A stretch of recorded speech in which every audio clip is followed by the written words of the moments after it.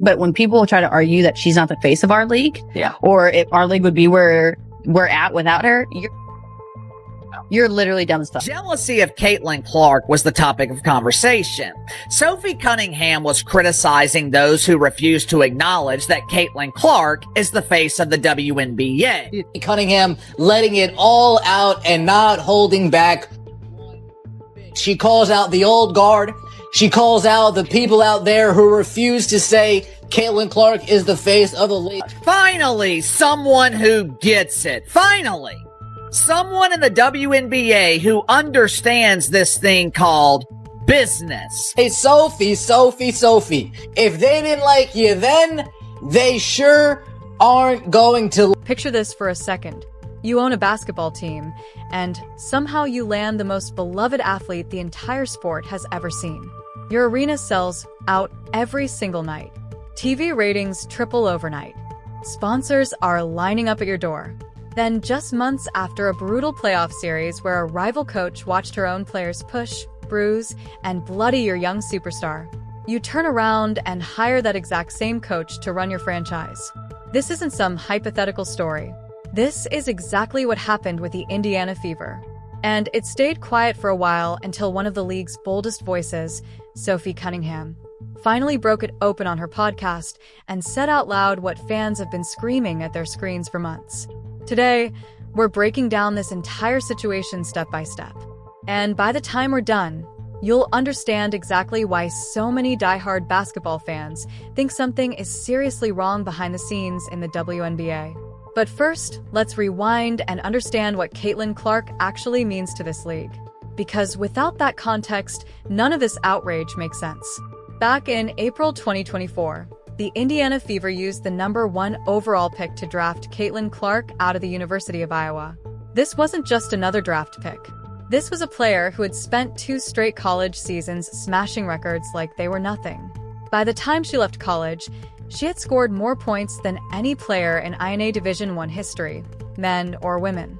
Let that sink in for a moment. More points than Pete Maravich, more points than Kelsey Plum, more than anyone who had ever laced up sneakers at the college level. She brought a completely new brand of basketball with her.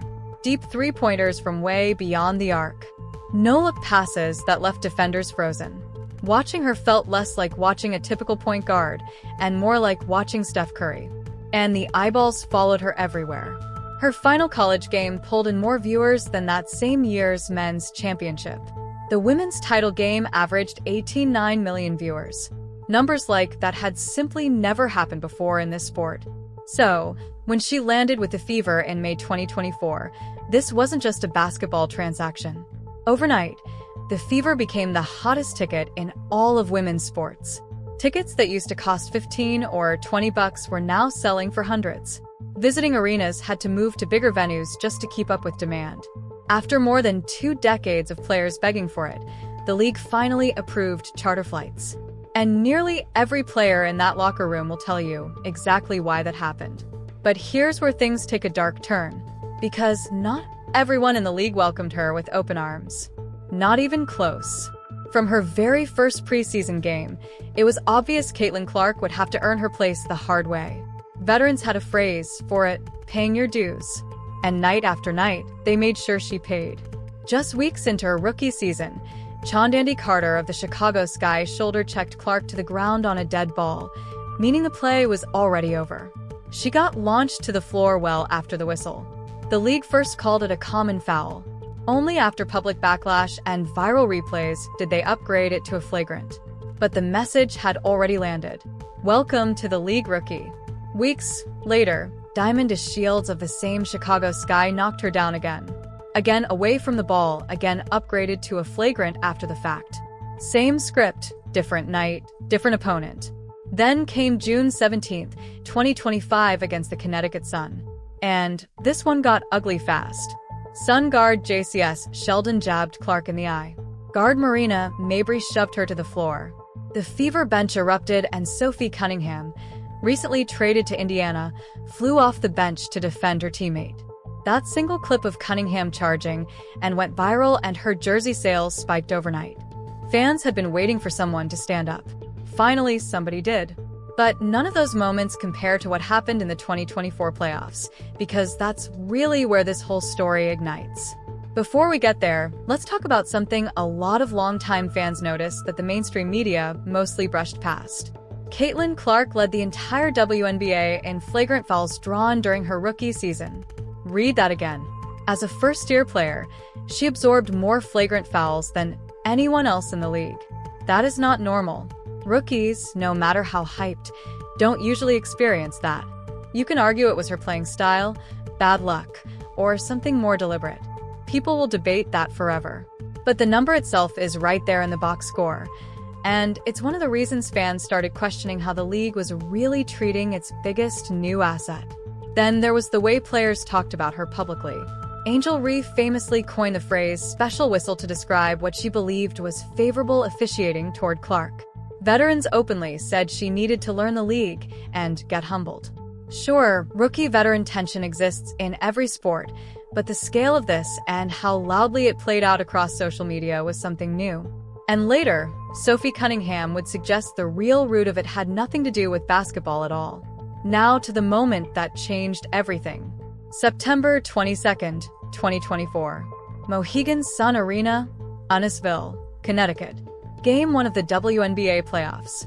The Fever facing the Connecticut Sun in their first postseason appearance since 2016. On the opposing bench sat head coach Stephanie White.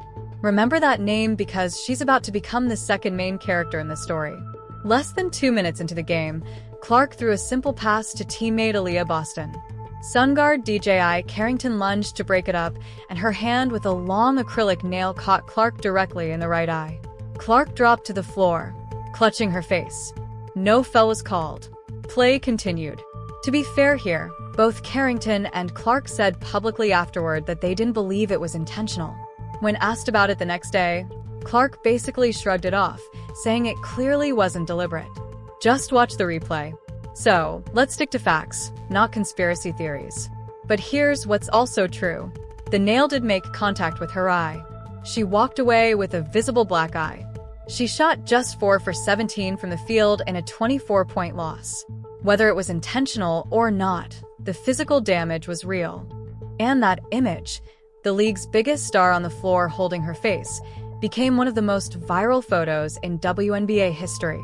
The Sun won Game 1. They won Game 2, 2 games, and the Fever season was over. And watching it all unfold from the opposing sideline was Stephanie White, the coach whose team had just sent Caitlin Clark home for the year. If you're a Fever fan, you remember every second of that series, the eye poke, the hard fouls, the bruises. Your franchise player looked like she'd gone through a war. So naturally, the front office's response was, "We need to get tougher. We need a coach who protects our star and finally pushes this team over the top." On October 27, 2024, the Fever fired head coach Christy Sides. 2 seasons, 2 playoff appearances after years of losing. By most standards, she'd done her job, but ownership wanted more. A championship-caliber coach who could turn this generational talent into a title winner. So, who did they bring in? Just days later on November 1st, the Fever announced their new head coach, Stephanie White. Yes, that's Stephanie White. The same coach who 6 weeks earlier had watched from the other bench as her own team sent Caitlin Clark home with a black eye. If you're confused, you're not alone. Social media exploded. Hashtags trended within minutes. Fans couldn't wrap their heads around it. The front office had just hired the exact coach whose defense had physically punished their franchise player. And now she'd be the one guiding her into year 2. Now, in fairness, let's flip to the other side because Stephanie White is far from a random hire. Her resume speaks for itself. Born and raised in Indiana, a high school legend, she led Purdue to a national championship back in 1999, still the only Big Ten women's basketball title. She played 4 of her 5 WNBA seasons with the Fever. She returned as an assistant in 2011 and was on staff in 2012 when the Fever won their only championship. She then served as Fever head coach in 2015 and 2016. Later coached Vanderbilt and returned to the WNBA with Connecticut going 55-25 across 2 seasons with 2 semifinal runs and a Coach of the Year award in 2023. By any measure, this is one of the sharpest basketball minds in the women's game. To the front office, this wasn't a betrayal. It was a homecoming. That's the press release version. But fans don't live in press releases. They live in the moment. And what most Fever fans remembered was their 22-year-old star on the ground holding her face. So, the comment sections were brutal. This is where things get really interesting because an insider finally spoke up. Sophie Cunningham. Quick background on her. She was Missouri's second all-time leading scorer in college, drafted by the Phoenix Mercury in 2019, and spent 6 seasons building a reputation as a tough, physical guard who never backed down. In February 2025, she was traded to the Fever, suddenly sharing a locker room with Clark, and she wasted no time making her allegiance clear. She was the one who flew off the bench during that June 17th incident. Fans nicknamed her Clark's enforcer, and she embraced it fully. In July 2025, Cunningham launched her own podcast, Show Me Something, alongside co-host Wes Wilson. And in the very first episode, she didn't hold back when asked about people claiming Clark isn't the face of the league. Paraphrasing her fired-up response, she said, "It's ridiculous to suggest the league would be where it is without Clark, that there are plenty of talented players, but denying Clark's impact is flat-out foolish." She kept going, essentially saying, "This is exactly what the league has always wanted, and smart people should be capitalizing on it instead of resenting it, because the viewership is literally what's paying everyone's bills." Think about what that really means. A current player on her own show is basically calling out coaches and teammates across the league for holding a grudge against Clark. She's saying the money's up, the ratings are up, charter flights finally happened, and anyone too jealous to admit Clark is behind it is acting foolishly. That's not some anonymous fan account. That's a 7-year veteran. Someone who's actually sat in those locker rooms and heard those conversations firsthand. Now, let's talk more about who Cunningham really is. Because most casual fans slept on her until this story blew up. She grew up in Columbia, Missouri, in a basketball family. Her mom played at Missouri. Both her older sisters played at Missouri, and naturally Sophie followed. She finished her college career as the program's second all-time leading scorer. Drafted 13th overall by Phoenix in 2019, she built her career on hustle, diving for loose balls, setting hard screens, playing the kind of gritty defense every coach loves. She wasn't flashy, averaging somewhere between 6 and 10 points a game, but Phoenix fans adored her physical style. There's even a clip from a 2022 playoff game of her going toe-to-toe with the entire Las Vegas bench that tells you everything about her mentality.